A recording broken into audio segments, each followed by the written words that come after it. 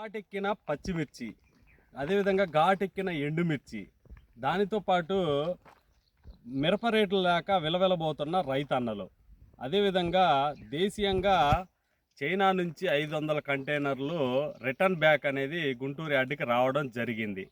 ఇటువంటి మాటలు ఇటువంటి అన్నీ మనం ఎక్కువగా ఎక్కడ చూస్తూ ఉంటాం అంటే న్యూస్ పేపర్లలో, న్యూస్ ఛానళ్ళల్లో ఎక్కువగా చూస్తూ ఉంటాం.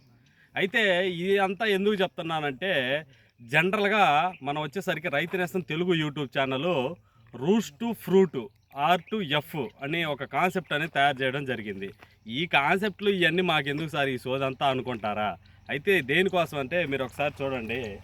ఈరోజు మనం వచ్చేసరికి మిరపకి సంబంధించి ఒకసారి చూపి, మిరపకి సంబంధించి అన్ని వెరైటీల మీద మనం ఫీల్డ్ లెవెల్లో రీసెర్చ్ అనేది చేయడం జరుగుతూ ఉన్నది. సో హైదరాబాద్ బేస్డ్ కంపెనీ వాళ్ళతో కలిసి ఈ అన్ని రకాలు, ఇదిగో నార్మల్ వెరైటీలు, అదేవిధంగా లావులు, బజ్జీ మిరపకాయలు, ఎల్లో మిర్చి, ఏదైతే మనం తేజ అంటామో తేజ మిర్చి మీద పండుకాయలు, అదేవిధంగా పచ్చికాయలు, విత్తనాలు ఎన్ని ఉంటాయి, ఎంత బరువు వస్తుంది, చెట్టుకి ఎంత తూకం వస్తుంది, ఎంత కాయ దిగుబడి వచ్చే ఆస్కారం ఉన్నది, రైతుకి ఏ విధంగా బెనిఫిట్ అనేది జరుగుతుంది, ఎటువంటి నల్లి కండిషన్స్ కానీ తామరపురు కండిషన్స్ కానీ తట్టుకుంటాయా లేదా, వైరస్ కండిషన్స్ తట్టుకుంటాయా లేదా.